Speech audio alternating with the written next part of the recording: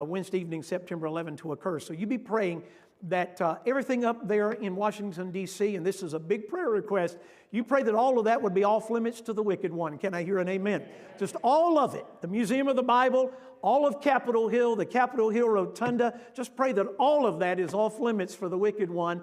And for far too long, the wicked one's held sway in that city, hasn't he? And we want this night, this particular night, would like all the time to be this way. But really pray about September 11, Wednesday evening, being off limits on Capitol Hill to the wicked one. And we'll see what God does there for His glory. If you found your place in the book of Jonah, chapter number 1, would you say an amen? Amen. By way of introduction, let me share something with you. On my bucket list to do was a desire, whenever God would allow my bride and I to do it, was to climb Mount Vesuvius. How many of you remember Mount Vesuvius that destroyed when it erupted in 79 A.D.? It destroyed the city of Pompeii. And back in June, the early part of June, I was already scheduled to preach a youth and young adult conference in Birmingham, England, for the missionary that you have had here many times, and he loves you, and I know you love him. That's missionary Larry Curtis. And so we went over for the conference. It was absolutely amazing. And because we were so close to Italy, a country I'd never visited, Larry said, would you like to do what we've done in prior trips that you've made? Would you like to go over into Italy, like we've gone over into France and done other things? Would you like to go over into Italy? Larry said, I've been there a number of times, and he said, I'd be your tour guide. My wife Jane and I will take you and Betsy around. And I said, we'll take you up on that. So we spent about 6 days in the country of Italy. We went to Rome, spent 2 days there. Preacher, I can't even explain to you what a blessing it was to visit what's called the Mamertine prison there in the city of Rome, where both Peter and Paul most likely gave their lives for the Lord. Can I hear an amen? We literally were in the place, the jail cell, where it is believed those two men occupied that space. And you talk about a powerful experience, that was it. From there we went to the city of Pompeii and spent a couple of days in that area before renting a car and traveling down what's called the Amalfi Coast to Sorrento and Positano. And if any of you anybody ever been there and know what I'm talking about, it's absolutely stunningly beautiful. I mean, it's hard to describe. And my wife said, we want to go over to the island of Capri.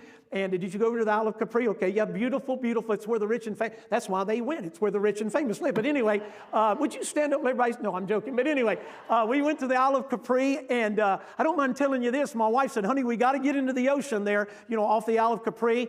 And the water temperature was 74 degrees, okay, 74 degrees. You say, preacher, that sounds great. Listen, water temperature at 74 and air temperature at 74 are two vastly different things.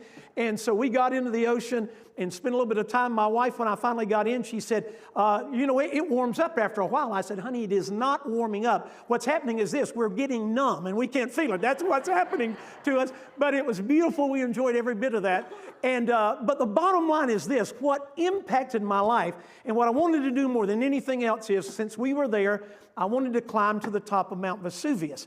And so we got an opportunity to do that. Has anybody in here ever done that? Anybody in here ever done that? Okay, can I encourage you, if you do it, you may want to do a little bit of exercise to get ready for it.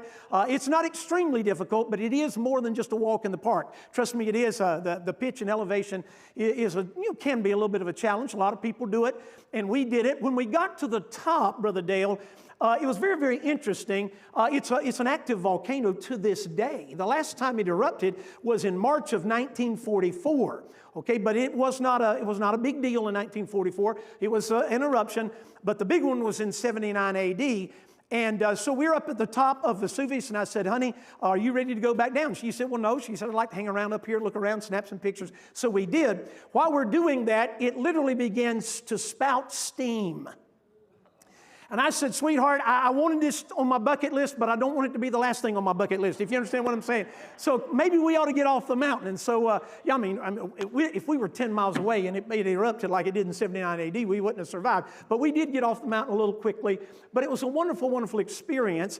Prior to climbing Vesuvius, we had spent the first part of the day trekking through the ancient city of Pompeii. Do you know the ancient city of Pompeii covered or was stretched out over 168 acres? 168 acres. And literally they believe somewhere in the neighborhood of 10 to as many potentially as 20,000 people lived in the ancient city of Pompeii. Most historians say it was closer to probably 12,000 people that lived there.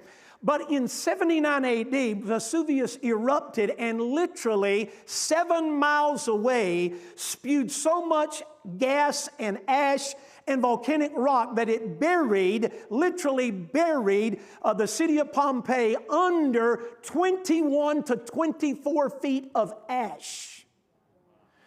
100 acres of the 168 acres. That means 68, I can still do math. 68 acres have not been thoroughly excavated yet. You can literally, Brother Jerome, and it was fascinating to do this, you can walk literally from the excavated portion right up to where there is a 21 to 24 foot wall that has not been excavated yet, and you can see the difference. And of course, because of all the ruins and all the priceless things that are worth a lot of money, they've had to just basically excavate with small brushes and small tools. And it's taken a long time for them to do what they've done, but it is absolutely an amazing thing to go through there. They have what is called the bodies of Pompeii. Some of you may have seen pictures of them. Some people lying in their beds, some people moving just through life. And literally the eruption of Pompeii was so significant, and the explosion so dramatic, and the impact so almost instantaneous that people were overcome by the gases, and they literally were caught, almost frozen in time, inside 21 to 24 feet of ash. Do you know, over the years as they began to excavate all of that, they would literally very meticulously and carefully poke through the 21 to 24 feet of ash, and based on what they had already excavated, they thought we might be near a certain building and there could be people in there. And anytime, Brother Jerome, that they poked through and they literally realized we've gone into an opening, like a cavity, they thought, well, maybe this is a body. You say, preacher, how would they know that? Because literally over the course of time, the flesh would waste away, leaving only a skeleton. But the way it happened, literally you would have the skeletal bones, and then you'd have the area around where the flesh originally was. You'd have that little pocket of basically air around there that would be, from the skin to the bone. And so what they did, they would insert plaster into these places and basically fill those voids with plaster, and then basically pull all of that away from it, and you have what literally is a human body there, transfixed in time. It was stunning, absolutely amazing. What the tour guide that we had, who was outstanding, what he did not focus on was the perversion of the ancient city of Pompeii. Because he didn't focus on that, you had to really be looking today for some of it. But there are things carved, etched into the stone of the ground there, the roadways that ran through the myriad of streets that made up the ancient city of Pompeii. And you would see grotesque and graphic carvings, very sexual, forgive me, not trying to be gross or graphic, but very sexual in their nature. And there were statues that have been unearthed, very, very perverted in their nature. And all of those things were what made up Pompeii. And folk, I will say this, if you ever visit there, you will understand why God allowed that volcano to bury that ancient perverse city. The point I want to make, though, is this. That was not Pompeii's first run-in with tragedy. In 62 AD, there was a dramatic earthquake that took place. And literally, it is believed that anywhere from 13 to 15% of the population of ancient Pompeii were destroyed in the earthquake. And by the way, you can look where things were rebuilt and then ultimately buried under the volcanic ash from the eruption in 79 AD, 17 years later. But whenever you look at what they've unearthed, you can tell this was destroyed by the earthquake, and they rebuilt because they rebuilt with different stone and a little bit different style. So you can see that Pompeii in AD 62 got a warning. But they ignored the warning. And then in 79 AD, the judgment of God fell on that perverse ancient city. You say, preacher, why are you telling us this? Folks, it is one thing for lost mankind, people that are defiant against the God of heaven, people who shake their fist with their lifestyle, sometimes even with their lips. And if I had time to go into it, I would. Some of the businesses and some of the things that were done in the ancient city of Pompeii were nothing less than with lifestyle and lip, shaping their fist in the face of a holy God. It's one thing for lost humanity to do that and get a warning. But what about when God's people do that?